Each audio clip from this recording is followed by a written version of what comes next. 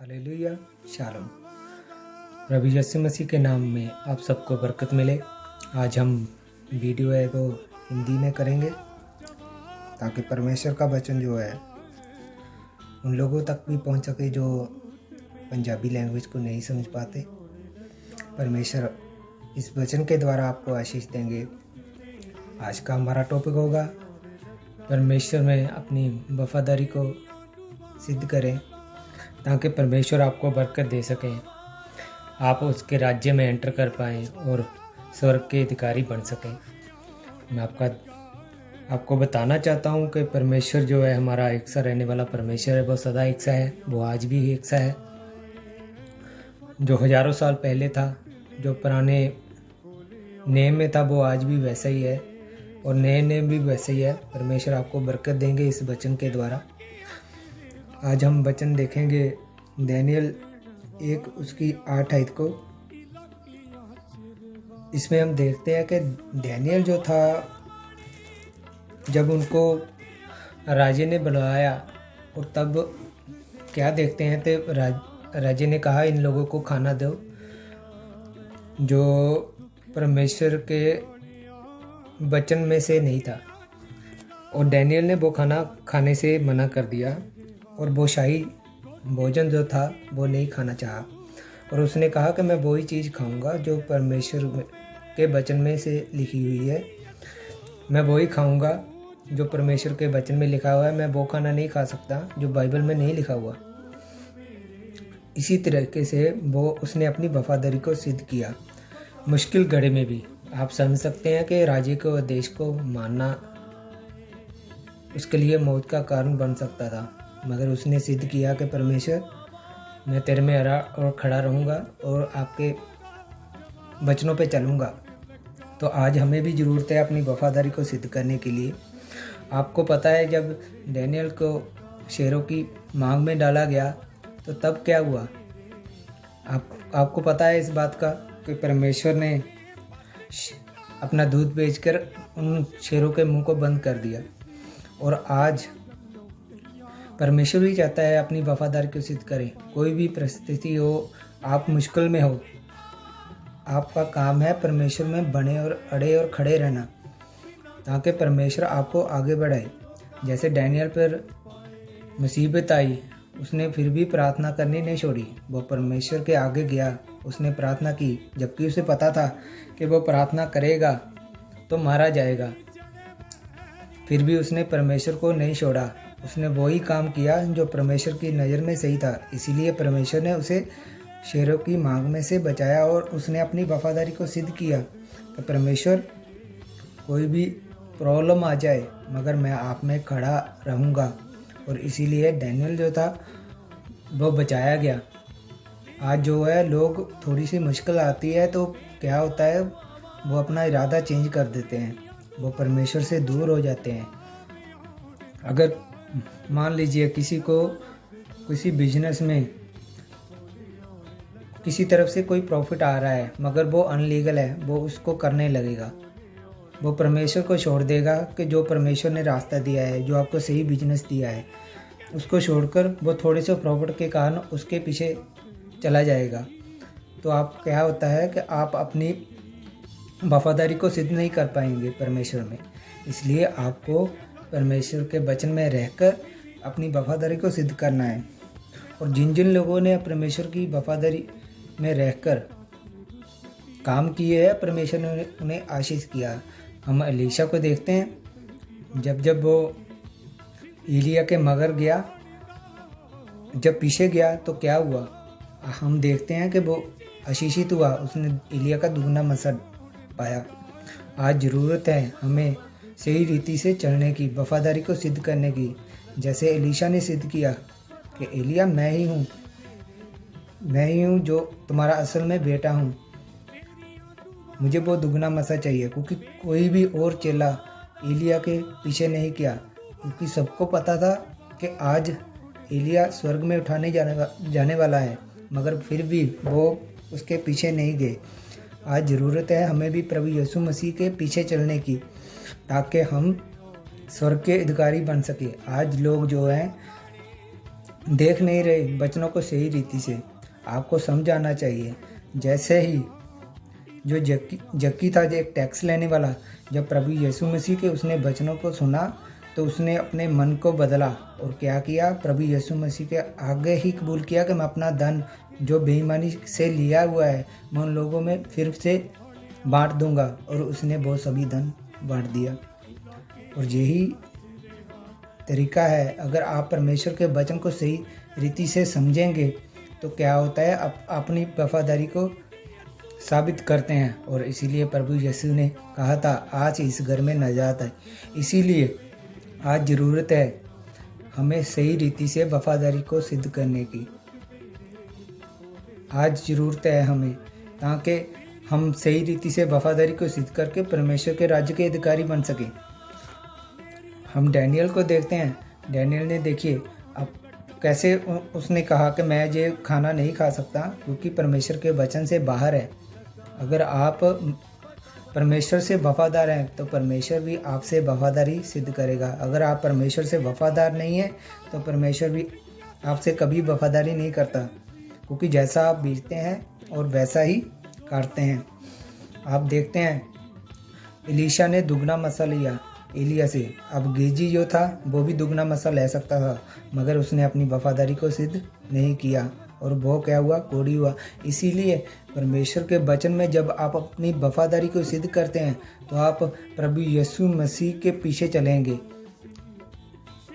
उसके वचनों पे चलेंगे, उसको सही रीति से अपने जीवन में इस्तेमाल करेंगे वचनों का।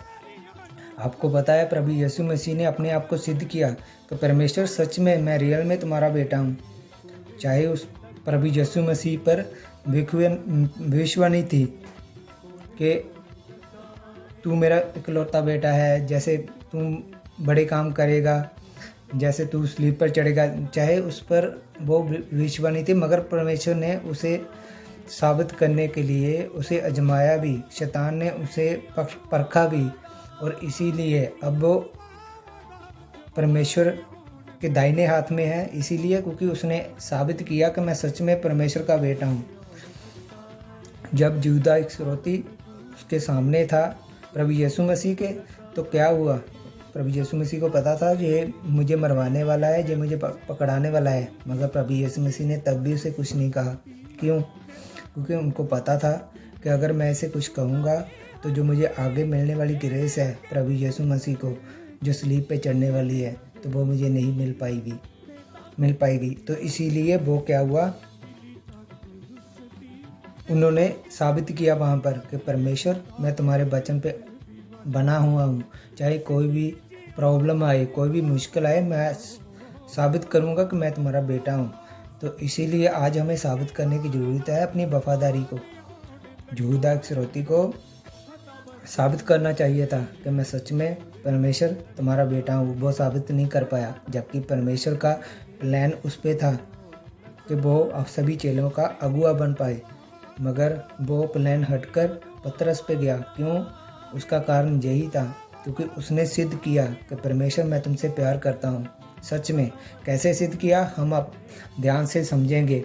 जब प्रभु यीशु मसीह को जब सिपाही लोग पकड़ने आए तो क्या हुआ, तो उसने अपनी तलवार को निकालकर सिपाही के कान को काट दिया।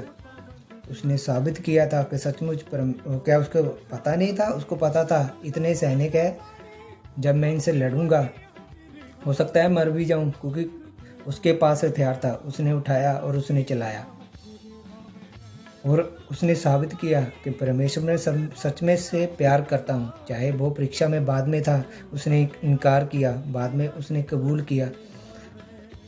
ठीक है, तो यही बात है आज आपको समझने की ज़रूरत है। आपको साबित करना पड़ेगा अपनी वफादारी को, मैं परमेश्वर में अड़ा और खड़ा हूँ। अगर आप साबित नहीं कर पाएंगे तो आप गिर जाएंगे। जैसे यहूदा इस्करियोती ने साबित नहीं किया कि परमेश्वर मैं आपका बेस्ट चेला हूँ, वो साबित नहीं कर पाया और इसीलिए वो परीक्षा में पढ़कर ख़त्म हुआ। आज शैतान आपको परीक्षा देना चाहता है, वो इसीलिए ताकि आप अपनी वफादारी को सिद्ध ना कर पाएँ। और अब याद रखिए, अगर कोई परीक्षा परमेश्वर की ओर से है तो परमेश्वर आपको रास्ता देंगे, मगर जो परीक्षा शैतान पाता है आपको, तो वहाँ से रास्ता आपको बनाना पड़ता है वचन के ज़रिए। आपको बाइबल में से ढूंढना पड़ता है कि परमेश्वर मेरे में क्या कमी है, मुझे कहाँ से चलना होगा। मुझे जितना तक समझ में आया है, हमारी लाइफ जो है अब भी बाइबल के अकॉर्डिंग चलती है। बस हमारा आज समय बदल गया है। हमारे आगे पीछे की चीज़ें जो हैं वो चेंज हो चुकी है, वैसा माहौल नहीं है, मगर काम वही है। शैतान आज भी वही काम करता है, लोगों को भरमाता है। जैसे आप समझ सकते हैं कि जैसे बहू को बेविचार करने के लिए शैतान ने बहकाया, उसने बेविचार कर लिया। आज भी लोगों को बेविचार की आदत है, वो वीडियो देखते हैं, वो अलग अलग काम करते हैं। समझ रहे मेरी बात? तो इसी तरह से शैतान आज भी परीक्षा पाता है। आप अपनी वफादारी को सिद्ध करना पड़ेगा। आज ज़रूरत है आपकी वफादारी की, ताकि परमेश्वर के राज्य में आप प्रवेश कर पाएँ। अगर आप अपनी वफादारी को सिद्ध नहीं करेंगे तो कैसे आगे बढ़ेंगे? जिन लोगों ने अपनी वफादारी को सिद्ध किया परमेश्वर में, तो उन्होंने परमेश्वर के प्लान में रहकर किया है, तो वो आगे भी बढ़े हैं, वो परमेश्वर के राज्य के अधिकारी हैं। आपको पता है प्रभु यीशु मसीह जो थे, अगर वो यहूदा इस्करियोती को तभी कुछ कहते तो उनके ऊपर जो प्लान था वो हट जाता, मगर उनको पता था कि मैंने परमेश्वर में अड़े और खड़े रहना है और मैंने वो काम करना है जो परमेश्वर ने मुझे कहा हुआ है। आज ज़रूरत है हमें परमेश्वर के वचन पे चलने की। आज जो लोग हैं उन पे पास 100 बहाने हैं। हमारे पास पैसा नहीं है, हमारे पास ये नहीं है, हमारे पास वो नहीं है। आपको पता नहीं है कि परमेश्वर के वचन में क्या लिखा है? परमेश्वर के वचन में लिखा है, पंछियों को देखो, ना बीजते हैं ना वो काटते हैं, तो फिर भी उन्हें परमेश्वर देता है ना। तो इसीलिए अगर आप परमेश्वर के वचन पे अड़े और खड़े रहेंगे तो डोंट वरी, परमेश्वर आपको देगा। फिर आपको ज़रूरत नहीं है गलत काम करने की, आपको सिर्फ ज़रूरत है परमेश्वर पे अपने वफादारी को सिद्ध करने की और परमेश्वर के वचन पे खड़े रहने की। जैसे जैसे आप आगे बढ़ेंगे, परमेश्वर आपको बरकत देंगे, ग्रेस देंगे कि आप और सिद्ध होते जाएं। अब्राहम जो था, कितने साल वो परमेश्वर के पीछे चलता रहा, और परमेश्वर के पीछे चलने के बाद भी उसके पास औलाद नहीं थी। क्या उसने पीछे चलना छोड़ दिया? नहीं है ना। उसका कारण यही था, क्योंकि उसको पता था अगर मैं परमेश्वर में बना रहूँगा तो एक ना एक दिन मैं गवाही के साथ वापस आऊँगा। तो आज ज़रूरत है हमें परमेश्वर को अपनी वफादारी को सिद्ध करने की। जैसे हम एस्तर को देखते हैं, उसने अपनी वफादारी को सिद्ध किया। उसने वही चीज़ ली जो राजे ने ठहराई हुई थी, उसने लालच नहीं किया। आज ज़रूरत है हमें वफादारी की, ताकि हम अगले लेवल पे जा सकें। ऐसा नहीं हो सकता कि आप वफादारी सिद्ध ना करें और परमेश्वर आपको बरकत दे दें। ऐसा नहीं होगा। जब तक आप वफादारी सिद्ध करेंगे, जब आप वफादारी अपनी सिद्ध करेंगे, परमेश्वर आपको ब्लेस करेगा। ये पक्की बात है, ये 100% श्योर है। ऐसा नहीं हो सकता कि आपको ब्लेस ना करे। आप जब परमेश्वर के वचन को ध्यान से देखेंगे, परमेश्वर ने कहा कि ये सभी वस्तुएं तेरे पीछे पड़कर मिलेंगी। कब मिलेंगी? ये तभी मिलेंगी जब आप परमेश्वर में वफादार होंगे। ऐसे नहीं हो सकता कि आप गलत काम करें, गलत बिजनेस करें, धोखाधड़ी करें, लूट करें, कुछ भी करें, तो बेविचार करें, तो परमेश्वर आपको ये वचन आपकी लाइफ में पूरा कर देगा कि सभी चीज़ें तुमको पीछे पड़कर मिलेंगी। नहीं, आपको वफादारी सिद्ध करनी पड़ेगी, जैसे डैनियल ने की, और परमेश्वर ने उसे शेरों की मांग में से निकाल लिया। आप समझ रहे हैं ना मेरी बात को, कि परमेश्वर क्या कहना चाहता है? परमेश्वर कहना चाहता है कि अगर आप मेरे से वफादार हैं तो कोई भी प्रॉब्लम हो उसमें से मैं आपको निकाल सकता हूँ। अगर आज आप निकलना चाहते हैं अपनी मुश्किलों में से, अपनी प्रॉब्लम से, हर एक वो बंधन जो शैतान की ओर से है उनसे आप छूटना चाहते हैं, तो वो उसके लिए एक ही तरीका है, उसके लिए सिर्फ एक ही तरीका है, वो है प्रभु यीशु मसीह के वचनों पर सही चलकर अपनी वफादारी को सिद्ध करना। जब आप अपनी वफादारी को सिद्ध करेंगे तब आप नई ग्रेस में होंगे, तब परमेश्वर आपको छुड़ाएगा हर प्रॉब्लम से। जैसे यक्की को छुड़ाया, देखिए वो टैक्स लेने वाला था, वो लोगों के खून पसीने की कमाई को गलत तरीके से ले रहा था, तो इसीलिए जब उसने प्रभु यीशु मसीह को देखा और प्रभु यीशु मसीह के वचनों को सुना, जब प्रभु यीशु मसीह उसके घर में गए तो वो छुड़ाया गया। आज लोगों को ध्यान देना है क्या हम गलत तो नहीं कर रहे। जैसे उसने प्रभु यीशु मसीह के वचनों को सुना तो क्या हुआ,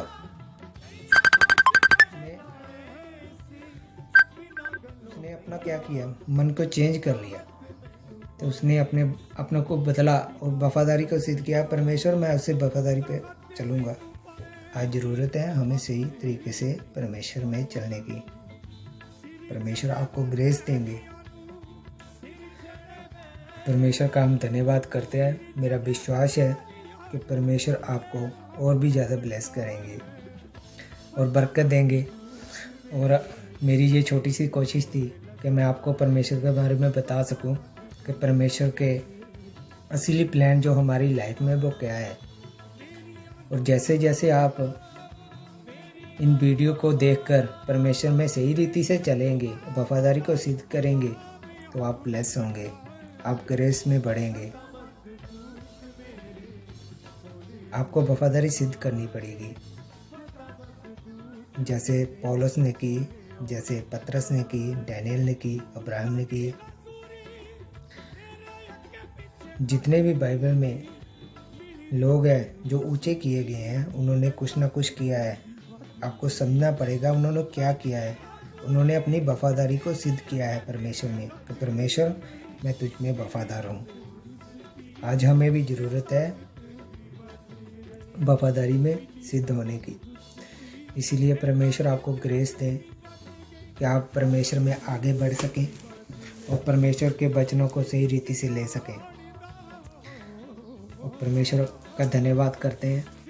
मुझे नहीं मालूम कि आज की जो वीडियो है हिंदी में ठीक बनी है या नहीं, मगर मेरा विश्वास है अगर परमेश्वर का आत्मा हमारे में है और हम अगर वफादारी से चल रहे हैं, तो जो लोग इस वीडियो को सुनेंगे वो आशीष बरकत को पाएंगे।